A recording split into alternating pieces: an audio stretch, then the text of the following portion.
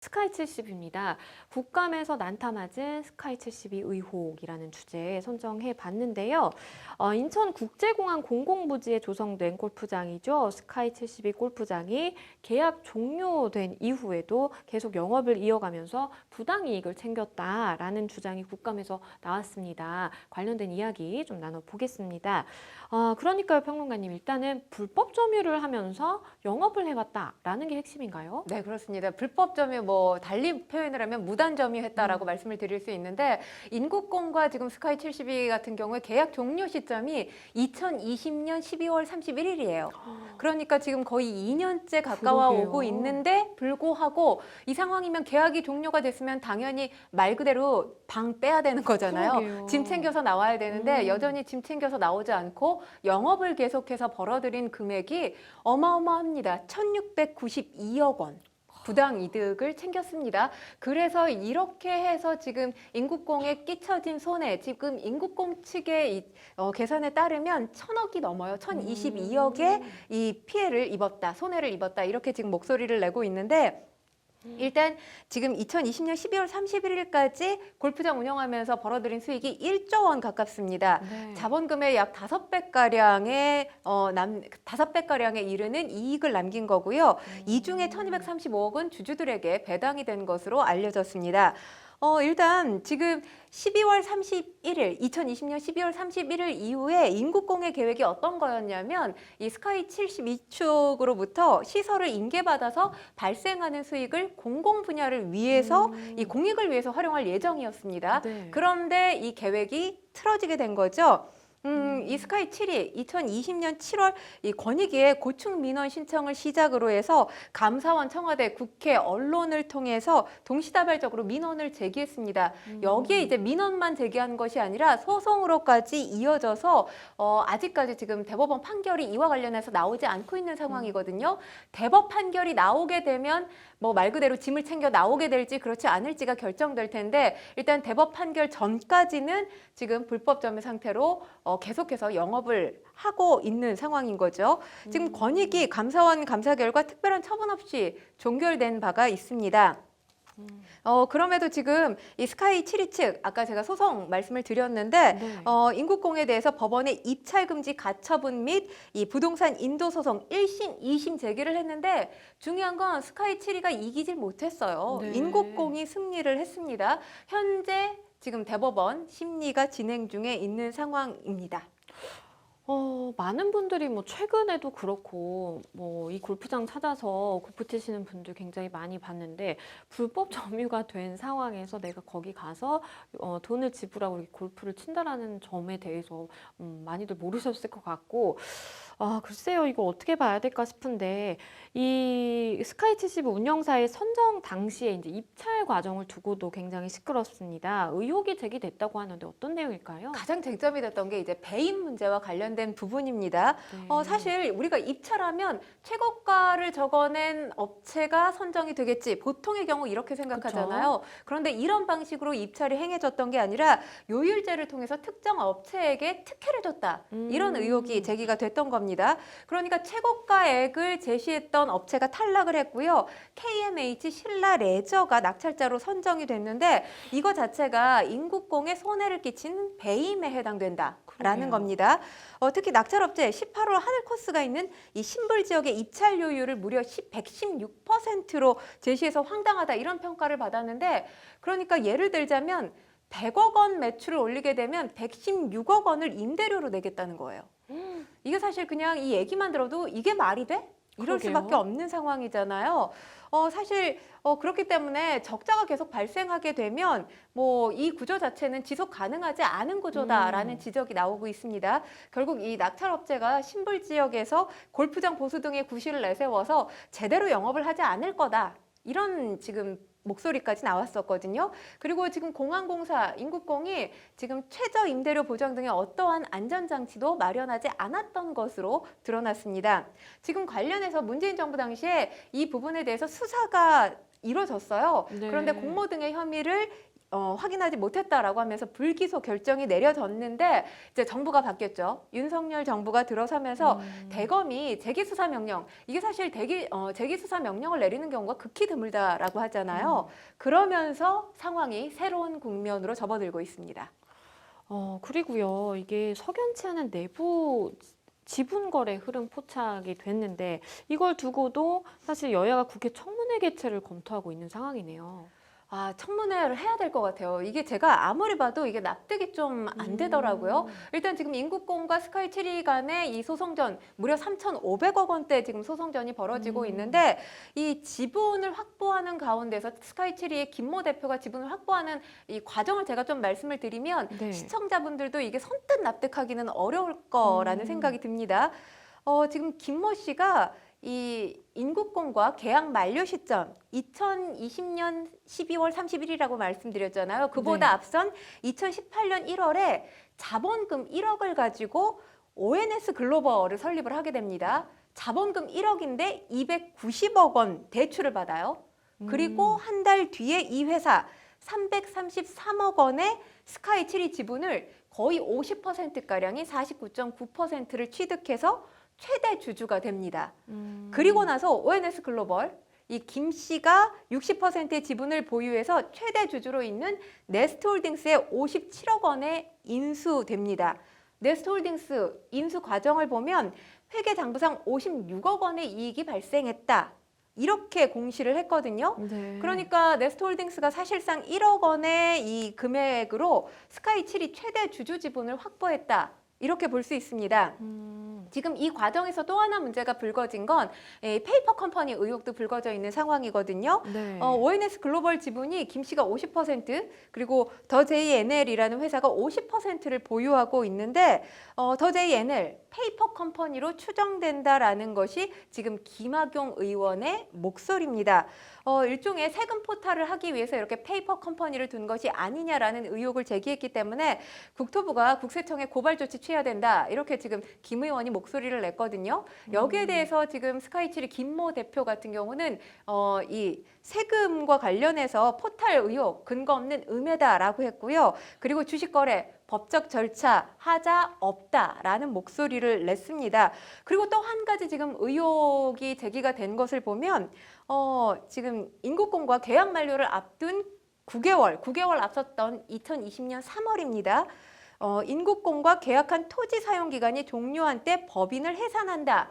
이 정관 조항도 삭제한 것으로 드러났습니다. 그러니까 정관도 삭제를 했죠. 그리고 그러게요. 이 김모 대표 지분을 강화했죠. 그러니까 추후에 버티기 하려고 했던 포석이 아니었나 이렇게 지금 해석이 되고 있는 측면이 있습니다. 그러게요. 이게 사실 예견이 됐던 것이고 내부적으로는 그렇기 때문에 정관까지 이렇게 삭제하고 변경을 하면서까지 강행을 해온 것 아닌가라는 생각이 듭니다. 이번 사안을 두고요. 국감에서 여야가 대립각을 세웠는데요.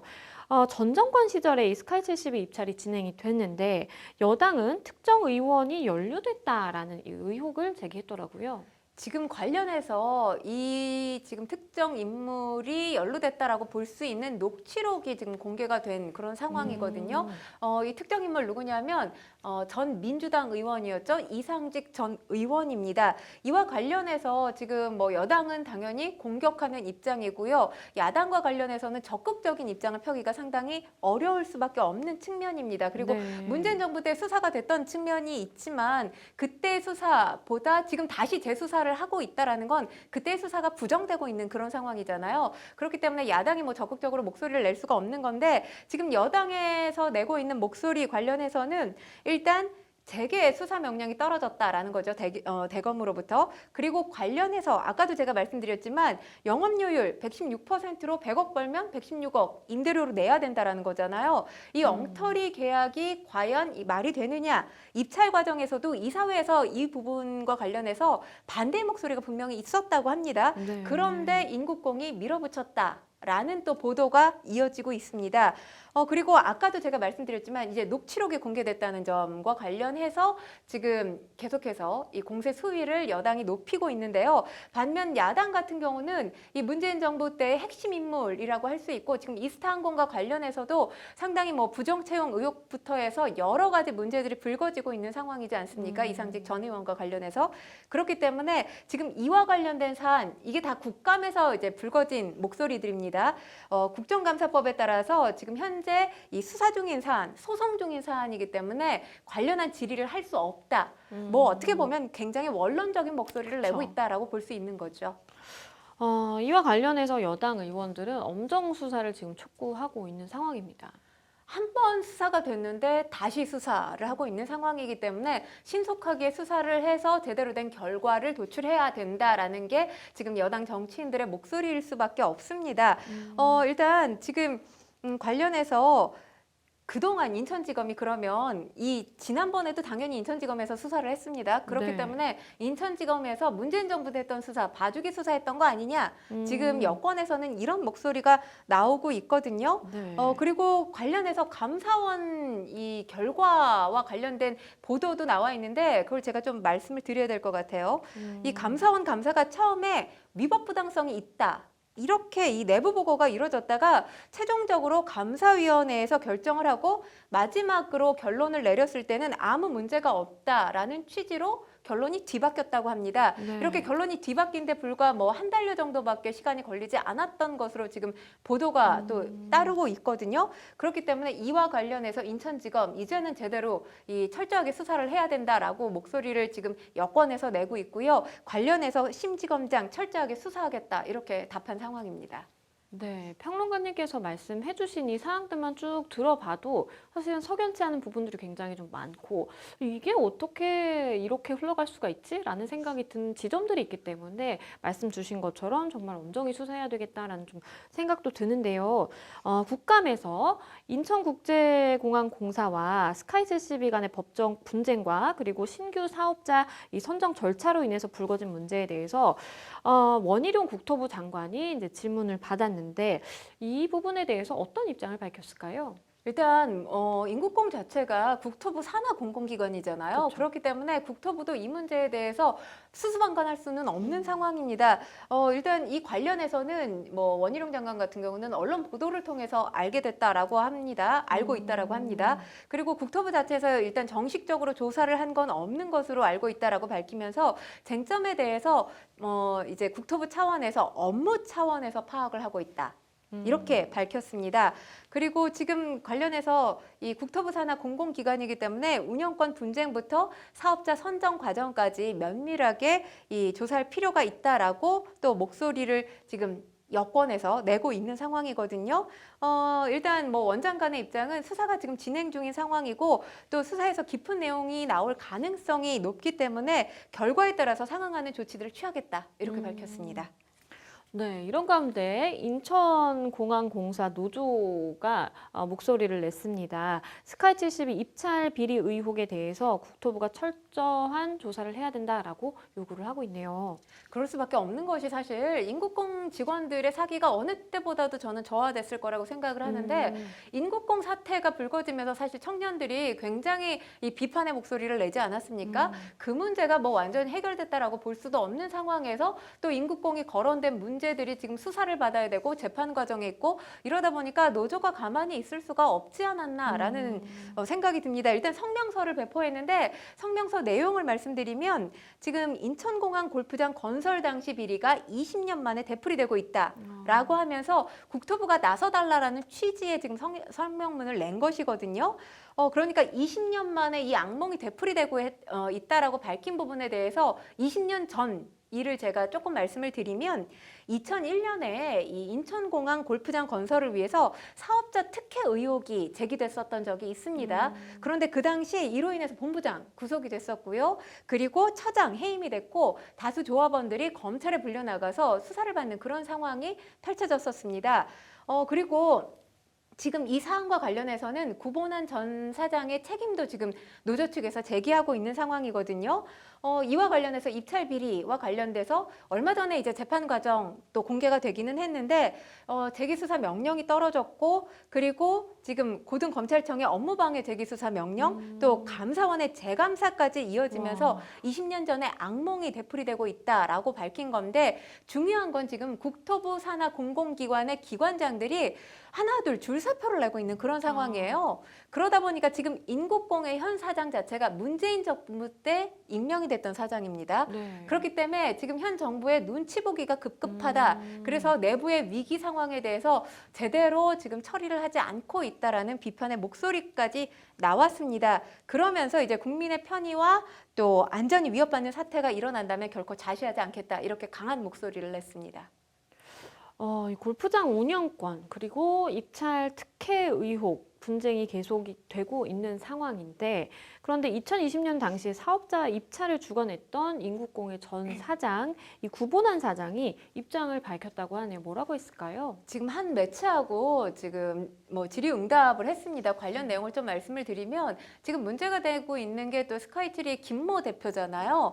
관련해서 이제 김 대표가 수의 계약을 요구를 했다고 합니다. 그러니까 당연히 말 그대로 장사가 잘 되는 곳이잖아요. 그렇죠. 굉장히 돈을 많이 벌고 있으니 떠나고 싶지 않았겠죠. 그래서 김모 대표가 수의 계약을 통해서 계약 연장을 해달라 이렇게 요구를 했는데 지금 구 전 사장이 당시에 이 기존 사업자 특혜 소지가 불거질 수 있기 때문에 이와 관련해서 거절 차원의 목소리를 냈던 것으로 알려지고 있습니다. 그러니까 뭐 이 완강한 거절이라기보다 이제 스카이7이 자체가 공개 입찰 경쟁에 뛰어들어라. 그래서 공개 입찰 경쟁을 통해서 선정되면 되지 않겠느냐라는 취지로 제안을 했는데 중요한 건 지금 공항공사에서 이 스카이7이 밑보였다라는 거죠.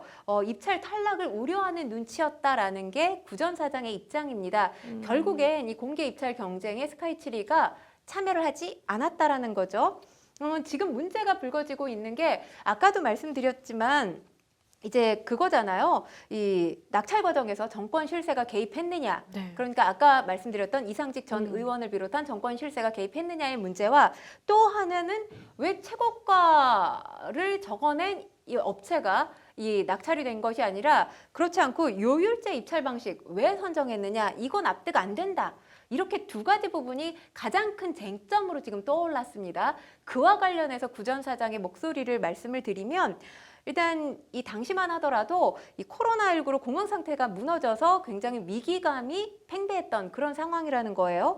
근데 그 당시에 청와대에서 비상경제대책회의와 유사한 이름으로 회의를 열고 지침이 내려졌다고 합니다. 어떤 거냐면 공항공사가 공항 관련 시설을 운영하는 데 있어서 고통을 분담하라. 이런 취지의 어떤 지침이 내려왔다라는 겁니다. 이게 반영된 결과가 아닐까 싶다. 그러니까 이제 구 전 사장 같은 경우도 이와 관련해서 확답을 하는 건 아닙니다. 그 같은 결과가 반영돼서 이렇게 결정이 됐을 거다라는 취지로 지금 목소리를 냈는데 일단 중요한 게 이게 우리들끼리 알아서 결정한 게 아니라는 거죠. 그러니까 비밀스럽게 진행한 게 아니라 다 오픈된 과정을 통해서 진행이 돼서 결과를 도출했다라는 거고 지금 회계법인의 원가 계산 용역 그리고 골프업계 관계자들의 목소리를 다 청취해서 그 의견 수렴을 통해서 결정을 했다는 겁니다.